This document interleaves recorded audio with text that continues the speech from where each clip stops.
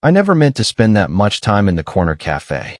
It was the kind of place that didn't invite you to stay long. Small tables, faint smell of burnt coffee grounds, a clock that ticked too loud against the hum of the fridge. Still, I kept finding excuses to be there. My laptop, a half-written resume, or sometimes just to avoid going home too early. That morning, I caught sight of her before she noticed me. She was leaning over the counter, waiting for her tea. My friend's mom, Elena, mid-40s, maybe older, though I'd never dared to guess out loud.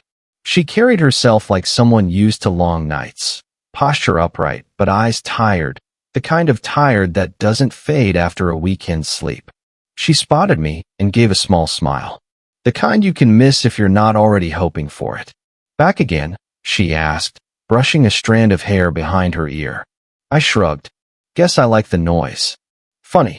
I thought you were always the quiet type." The barista set her tea down. She didn't leave.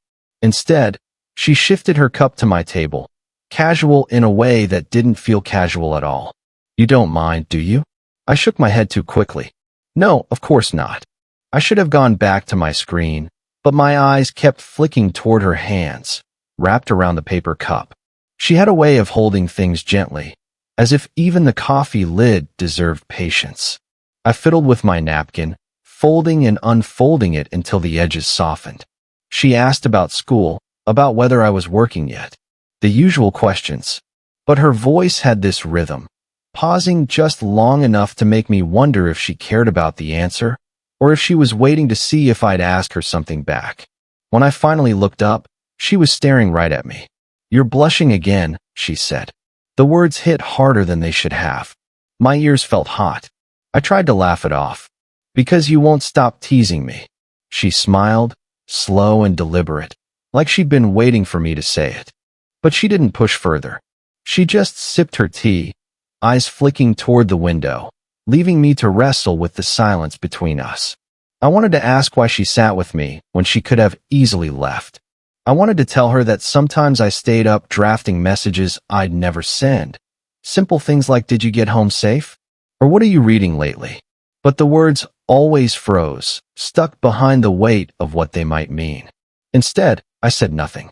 When her phone buzzed, she glanced at it, then at me. For a second, her expression softened, almost like she was caught between two choices. "I should go," she said, rising slowly. Her chair scraped lightly against the floor. She left her napkin folded neatly on the table, pressed flat with her palm. I thought that was it. But a minute later, as I stared at the untouched coffee cooling in front of me, my phone lit up. A message. From her. "You never told me what you're really working on. Next time, show me." I didn't type back right away. My thumb hovered, the words forming and dissolving before they reached the screen. Outside, her reflection lingered in the cafe window, just long enough to make me wonder if she'd been waiting for me to follow. The message sat on my phone for 3 days before I answered. Not because I didn't know what to say, but because every draft I typed looked too much like wanting. In the end, I just wrote, "Maybe, if there's time." Short enough to sound casual, safe enough to delete later if I had to. When I finally saw her again, it wasn't in the cafe. It was in her kitchen, after I'd dropped by to return a borrowed book my friend had left at my place. He wasn't home, but she was. Hair tied back, sleeves rolled up, the smell of garlic and onions still hanging in the air. "You could have just handed it off later," she said, taking the book from me. I shrugged. Didn't want to forget. There was a pause. She poured me a glass of water without asking, set it on the counter like it was the most natural thing. I sat, not sure if I should. She asked about my job search, and before I could stop myself, I admitted, "Some days I feel like I'm just circling, sending applications into the dark. I don't even know if I'm aiming at the right thing anymore." I didn't usually say things like that out loud, especially not to her. She leaned against the counter, arms crossed. "I know the feeling. When I was your age, I worked nights at a diner. Thought I'd never get out. But sometimes it's not about getting out. Sometimes it's just about learning to last long enough." Her eyes stayed on me longer than they should have. I wondered if she was remembering herself at my age, or if she was seeing me in some way I didn't understand. And then it hit me, like an echo I couldn't ignore. She was my friend's mom. Twice my age. Divorced, carrying years I hadn't lived through yet. Whatever this was, it shouldn't have been happening. I traced the rim of the glass with my finger, trying not to look at her hands, steady, deliberate, always knowing what they were doing. "You're quiet," she said. "Thinking," I replied, though it sounded thinner than I meant. "Dangerous habit." She smirked, then shook her head. "You blush too easily for someone who thinks so much." I wanted to laugh, but the sound stuck in my throat. My chest felt caught between warmth and something heavier, like guilt I hadn't earned yet. When I finally stood to leave, she walked me to the door. The air smelled faintly of her cooking, of something grounding, something that didn't belong to me. "Don't get lost in your head too much," she said softly, touching my sleeve as if to steady the words. It was nothing, a fleeting brush of fabric, but it settled into me like an anchor on the walk home. I couldn't stop replaying that gesture. I don't know why that moment stayed with me. Maybe because it felt like someone finally saw me. The next time I saw her, it wasn't planned. I was walking past her house, earbuds in, when she stepped out onto the porch with a laundry basket. She spotted me before I could pretend not to notice. "You're up early," she called. "Couldn't sleep," I said, tugging one earbud out. She hesitated, then nodded toward the basket. "You want to be useful?" It was meant as a joke, but 10 minutes later, I was helping string damp sheets across the backyard line. Sunlight caught the fabric, turning it almost translucent. She handed me clothespins one by one. Each brush of her fingers against mine felt sharper than the cool morning air. "Thank you," she murmured. Then, softer, "You're always too polite." I didn't know what to do with that. We worked mostly in silence. Just the rustle of sheets, the snap of pins. I caught myself watching her more than I should. Her focus, the way she bit her lip when a corner slipped loose. Too much noticing. Halfway through, her son came out the back door, phone in hand. "My friend." He gave me a quick nod. "Hey, didn't know you were here." I mumbled something about helping. He barely looked up before heading down the driveway. But the interruption lingered, heavy, like a door slammed shut. After he left, the quiet between us felt different. She kept her eyes on the laundry, avoiding mine. "You should go," she said finally, voice calm but clipped. Something dropped in my chest. I almost argued, but I didn't. I just nodded, handed her the last clothespin, and turned toward the gate. Only, I didn't leave right away. My hand on the latch, I paused. She was still there, one sheet fluttering against her arm, her face half-shadowed by light. "Elena," I started, but the name caught. I didn't even know what I was reaching for. She looked up then, straight at me. For a moment, neither of us moved. I felt my mouth open, then close again. She took one step closer, enough that I could see the lines at the corners of her eyes, the faint sheen of sun against her hair. And then, nothing. She stopped, drew a breath, smiled in that careful way people smile when they're retreating. "Go on," she whispered, "before you burn." I left. My pulse wouldn't slow. That night, I kept replaying it, the space between us, the words unsaid, the almost of it all. A near confession hanging in the air, waiting for someone braver than me. It was late, nearly closing time at the cafe. I hadn't expected to see her there. She wasn't a night person. But there she was, coat draped over the back of her chair, tea cooling in front of her. She looked up when I walked in. "You shouldn't make this a habit," she said, but her tone was softer than the words. I sat across from her anyway. Neither of us ordered anything new. The hum of the refrigerator filled the spaces where our voices didn't.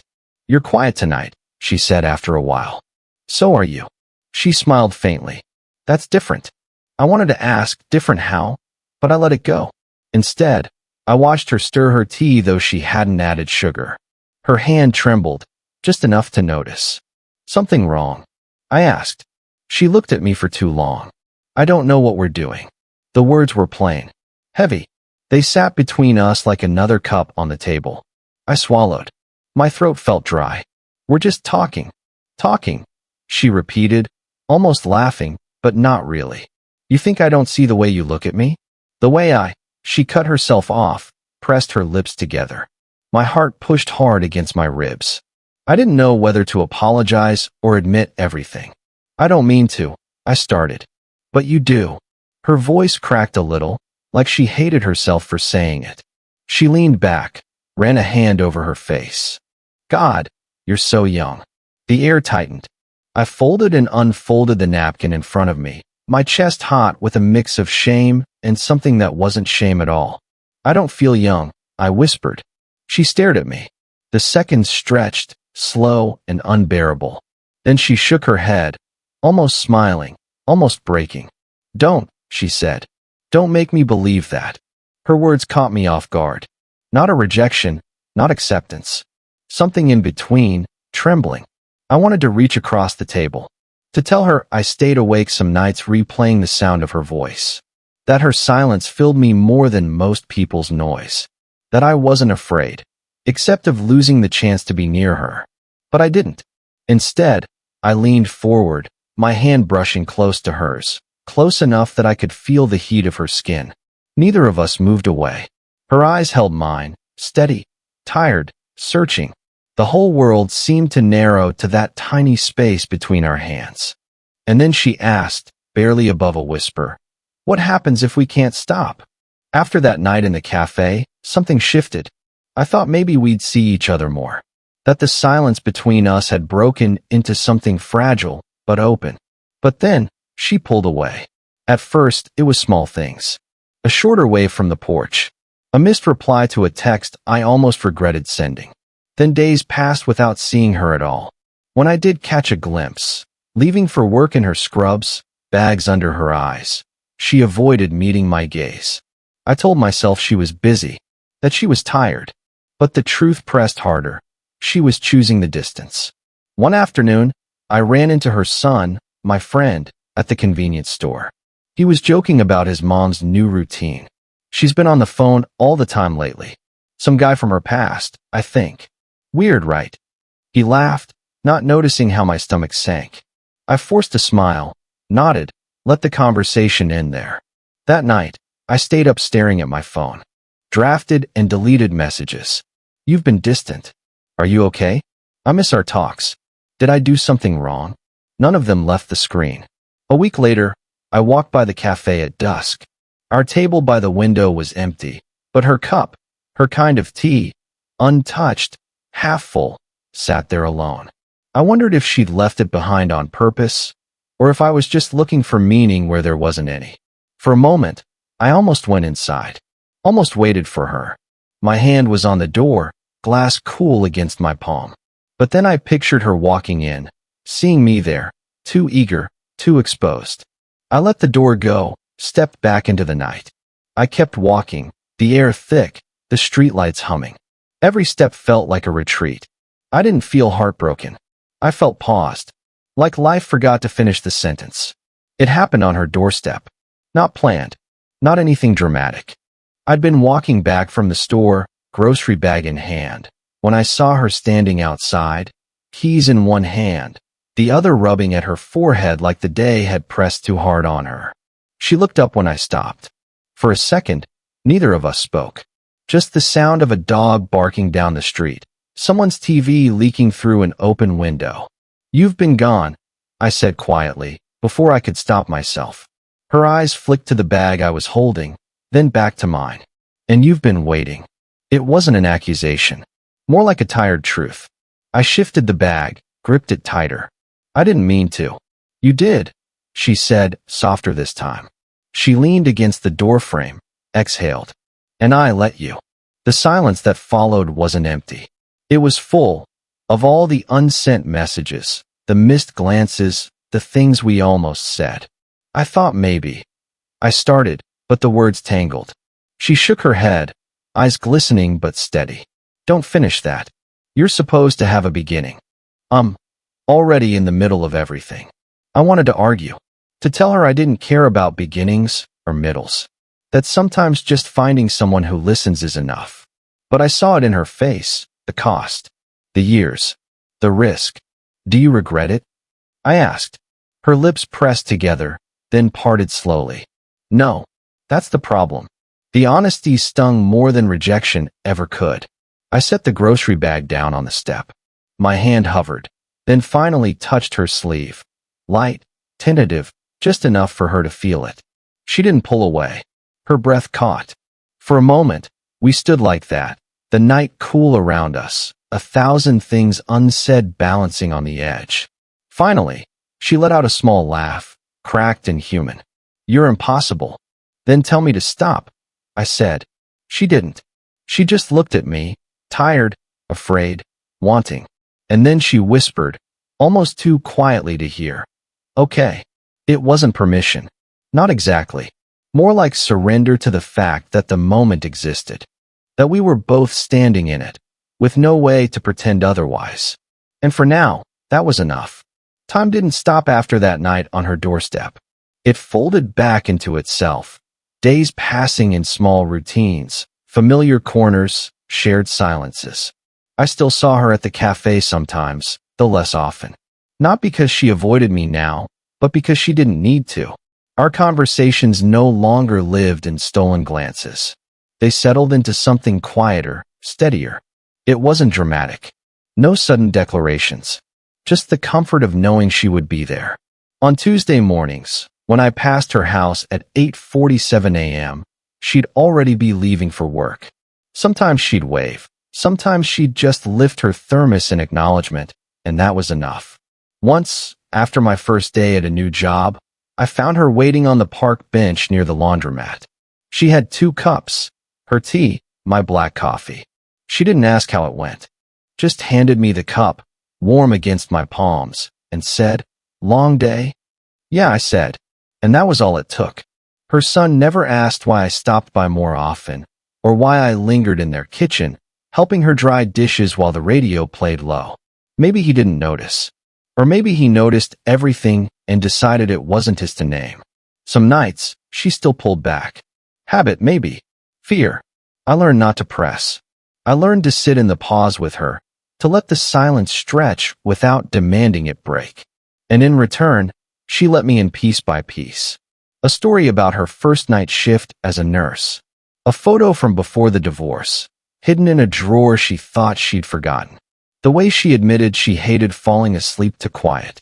We never called it love, but I felt it when she brushed the hair from my forehead as I leaned half asleep against her kitchen table. I felt it when she noticed I hadn't eaten and pressed a sandwich into my hands without comment. I felt it in the laughter, rare, unplanned, sharp enough to make the silence afterward feel soft instead of heavy. It wasn't perfect, but it was real, and it was ours. One evening, back at the cafe, she caught me staring at her hands as she folded her napkin into careful thirds. She smiled, not teasing this time, just knowing. "Still blushing?" she asked. I didn't bother to deny it. I only smiled back, because she already knew the answer. And in that small, ordinary moment, the napkin, the coffee cooling, the sound of the clock ticking too loud, I understood. We hadn't found something that would burn us up. We'd found something that could last.